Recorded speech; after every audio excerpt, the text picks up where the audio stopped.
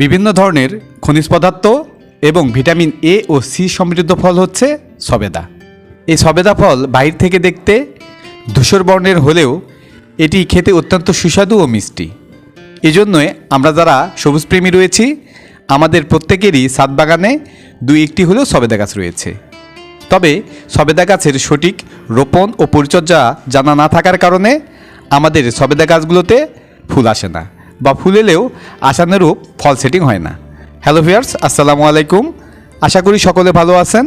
দেশ ও দেশের বাইরে যে যেখান থেকে আজকের এই ভিডিও দেখছেন, গ্রিন গার্ডেনিং কেয়ারের পক্ষ থেকে আপনাদের সকলকে জানাই আন্তরিক প্রীতি ও শুভেচ্ছা। ডিয়ার ভিউয়ার্স, আজকের এই ভিডিওতে আমি আপনাদের দেখাবো সবেদা গাছ কীভাবে রোপণ করতে হয় এবং রোপণ করার পর কী সকল পরিচর্যা করলে প্রচুর পরিমাণে ফুল আসে এবং ফুল আসার পর কী সকল পরিচর্যা করলে প্রচুর পরিমাণে ফ্রুট সেটিং হয়ে থাকে। অতএব ভিডিওটি কেটে কেটে না দেখে বা স্কিপ করে না দেখে পুরো ভিডিওটি দেখার অনুরোধ রইল। আর আপনারা যারা আমার এই চ্যানেলে নতুন, পরবর্তীতে কৃষি বা গার্ডেনিং সংক্রান্ত বিভিন্ন সমস্যা ও তার সমাধান পেতে হলে চ্যানেলটি সাবস্ক্রাইব করে পাশে থাকা অল নোটিফিকেশন বেলটি অন করে রাখবেন। আর যারা ইতিমধ্যেই এই গ্রিন গার্ডেনিং কেয়ারের সদস্য হয়েছেন আপনাদের সকলকে জানাই অসংখ্য ধন্যবাদ। তো চলুন ভিডিওটি শুরু করা যাক।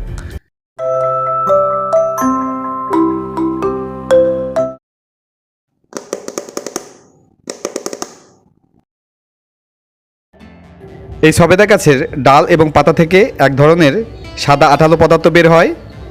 এই আটাটি একসময় চুইংগাম তৈরির কাঁচামাল হিসাবেও ব্যবহৃত হতো। বর্তমান সময়ে বিভিন্ন ধরনের সবেদা দেখা যায়, লম্বাটে, গোল বা চ্যাপ্টা। এই থাই জাতের সবেদা গাছটি আমি অনলাইন থেকে ক্রয় করে এনেছিলাম। এই গাছটির দাম পড়েছিল 250 টাকা। এই সবেদা গাছটি ক্রয় করে আনার পর আমি 10 লিটারের একটি বালতিতে রোপণ করেছিলাম। তো চলুন এবার জেনে নেওয়া যাক এই সবেদা গাছটি আমি কিভাবে রোপণ করেছিলাম। এই রঙের বালতির নিচের অংশে আমি 4 থেকে 5টি ছিদ্র করে নিয়েছিলাম। এই ছিদ্রগুলো আমি টাইলসের ভাঙা টুকরো দ্বারা বন্ধ করে দিয়েছিলাম এবং টবের নিচের অংশে আমি ইটের ভাঙা টুকরো ও মোটা বালির দ্বারা 1 ইঞ্চির একটি লেয়ার তৈরি করে নিয়েছিলাম, যাতে করে পানি নিষ্কাশন ব্যবস্থা বা ফিল্টারিং ব্যবস্থা খুব ভালো হয়। ডিয়ার ভিউয়ার্স, এবার জানাবো এই সবেদা গাছটি রোপণ করার জন্য আমি কোন ধরনের মাটি নিয়েছিলাম এবং সেই মাটি আমি কিভাবে প্রস্তুত করেছিলাম। সবেদা গাছ রোপণের জন্য সবচেয়ে উপযোগী মাটি হচ্ছে দোআঁশ মাটি। এক্ষেত্রে আমি 60% নিয়েছিলাম দোআঁশ মাটি এবং 40% নিয়েছিলাম 1 বছরের পুরনো গোবর সার। আপনারা চাইলে এই গোবর সারের পরিবর্তে ভার্মি কম্পোস্টও ইউজ করতে পারেন। এবং এর সঙ্গে নিয়েছিলাম 1 মুঠো হাড়ের গুঁড়ো, 1 মুঠো শিংকুচি, 1 মুঠো নিম খৈল এবং 1 মুঠো সরিষার খৈল। এই সকল উপাদান ভালোভাবে মাটির সঙ্গে মিশিয়ে নিয়ে এই টবের মধ্যে আমি ভর্তি করে নিয়েছিলাম। টবে ভর্তি করার সময় যে বিষয়টি লক্ষ্য রাখতে হবে সেটি হচ্ছে যেন টবের উপরের অংশ থেকে 1 থেকে 1.5 ইঞ্চি খালি থাকে, যাতে করে পরবর্তীতে পানি প্রয়োগ করতে বা যে কোনো ধরনের জৈব বা রাসায়নিক সার প্রয়োগ করতে সুবিধা হয়। এরপর টবের ঠিক মাঝ বরাবর এই গাছটি আমি রোপণ করেছিলাম। চারাটি গ্রাফটিং কলমের হওয়ায় চারা রোপণের 2 থেকে 3 মাস পরে গাছে ফুল চলে আসে, কিন্তু গাছটির সঠিক বৃদ্ধির জন্য আমি সেই ফুলগুলো সেটে দিই যেন গাছটি সঠিকভাবে বাড়তে পারে। চারা রোপণের 3 মাস পর থেকেই এই গাছের টবের মাটিতে আমি তরল জৈব সার প্রয়োগ করতাম। তরল জৈব সার হিসেবে সরিষার খোল ভেজানো তরল জৈব সারটি অথবা সবজির খোসা ভেজানো তরল জৈব সারটি 15 দিন পর পর পানির সঙ্গে মিশিয়ে এই টবের মাটিতে প্রয়োগ করতাম। যখন ডিসেম্বর মাস শেষের দিকে চলে এসেছিল তখন এই গাছের টবের মাটিতে আমি মিশ্র জৈব সার প্রয়োগ করেছিলাম এবং গাছগুলোর আমি প্রুনিং করে দিয়েছিলাম। এবার জানাবো আতা বা শরীফা গাছটিতে ফুল আসার পর কী সকল পরিচর্যা করলে প্রচুর পরিমাণে ফল সেট হবে। প্রথম যে পরিচর্যাটির কথা বলবো সেটি হচ্ছে এই সময়ে আতা গাছটিকে ছাদ বাগানের এমন একটি স্থানে রাখতে হবে যেখানে সারাদিনের সানলাইট পায়। রোদেই যেহেতু স্বাস্থ্যকর ফুল ও ফল হয়ে থাকে, তাই গাছটিকে যেখানে সারাদিনের সানলাইট বা রৌদ্র পায় এমন জায়গায় রাখতে হবে। এবার দ্বিতীয় যে পরিচর্যাটির কথা বলবো সেটি হচ্ছে ওয়াটার ম্যানেজমেন্ট। সবেদা গাছে ফুল চলে এলে তখন গাছের টবের মাটি সবসময় শুকনো বা ড্রাই অবস্থায়ও রাখা যাবে না, আবার ভেজা বা স্যাঁতস্যাঁতে অবস্থায়ও রাখা যাবে না। সবসময় যেন গাছের টবের মাটি একটি ময়েশ্চার ভাব থাকে, এই বিষয়টি খেয়াল রেখে গাছের টবের মাটিতে পানি প্রয়োগ করতে হবে।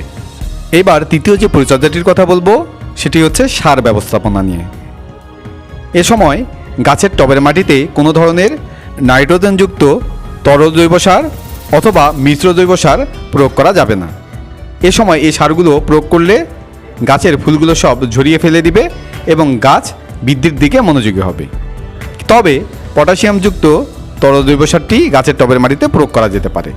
এক্ষেত্রে কলার খোসা ভেজানো তরল জৈব সারটি অথবা পেঁয়াজের খোসা ভেজানো তরল জৈব সারটি পানির সঙ্গে মিশিয়ে গাছের টবের মাটিতে প্রয়োগ করলে ম্যাক্সিমাম ফুলগুলোই ফ্রুট সেটিংয়ের দিকে মনোযোগী হবে।